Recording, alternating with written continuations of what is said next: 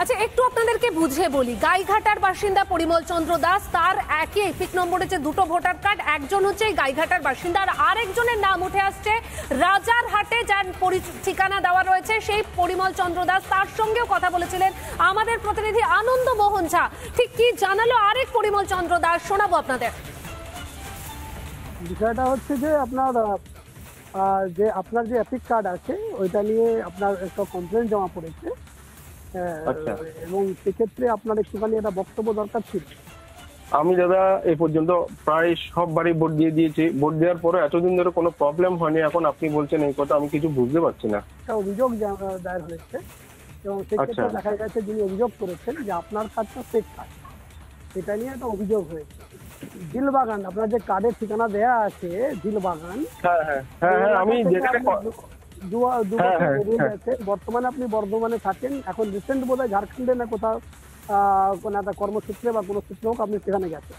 আপনি যেটা শুনেছেন, আমি বাংলাদেশ থেকে এসেছি। আমি 2012 সালের অক্টোবরে এখানে ঢুকেছি। একদম বাস্তব কথা বলছেন আপনি। তো 2012 সালের অক্টোবর আমি এখানে যখন ঢুকি তখন তো আমাদের তেমন কোনো পরিস্থিতি ছিল না, তখন কার্ড করার তেমন কিছু পরিস্থিতি ছিল না, তখন মানুষজনও চিনতাম না।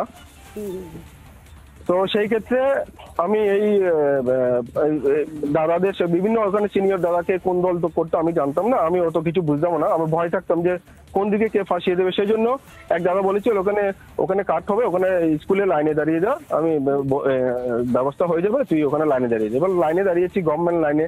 আমি অনেকদিন ধরে ঘুরেছি, কাট করার জন্য পাইনি।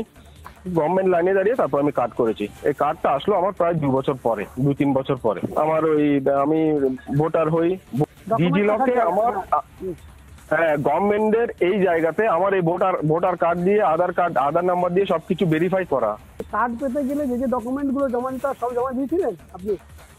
একদম সব জমা দিয়েছিলাম। অর্থাৎ বুঝতেই পারলেন, এই যে রাজারহাটের বাসিন্দা পরিমল দাস, সে আদপে বাংলাদেশি, বাংলাদেশ থেকে এখানে এসে একের পর এক নথি বানিয়ে ফেলেছে। আর এই বাংলাদেশি যে বাড়িতে ভাড়া থাকতো, সেই বাড়ির মালিক কি বলছে শুনবো।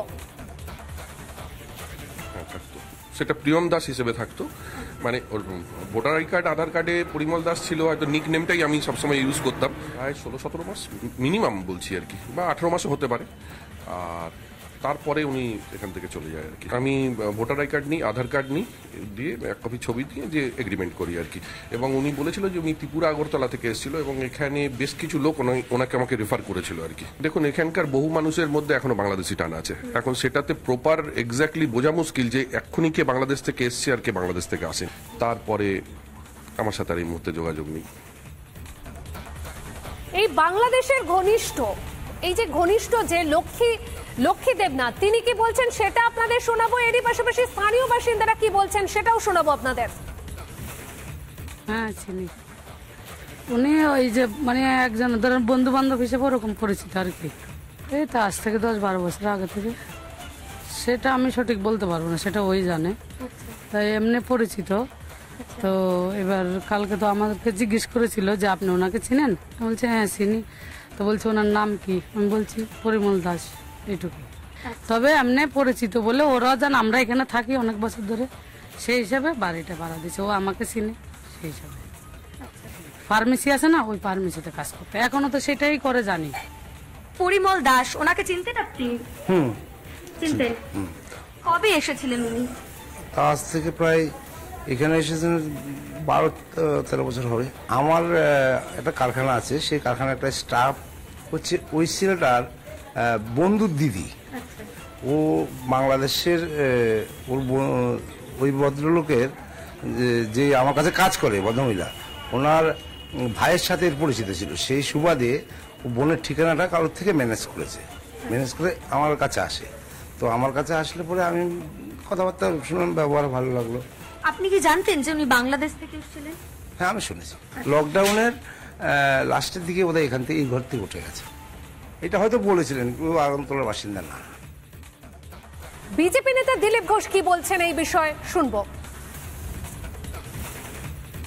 বাংলাদেশের নাম তো এমনি যুক্ত হয়নি, কেউ না কেউ চেষ্টা করছে। বিভিন্ন এজেন্সি আছে, তারা করছে, টিএমসির নেতারা করছে, পুলিশ করছে, এবং সরকারি অফিসাররাও এই কাজটা করছে কারণ নির্দেশে। সেই যে নোটিশ এসেছে ডব্লিউবিসিএস দের বিরুদ্ধে, তার থেকে বোঝা যাচ্ছে এটা।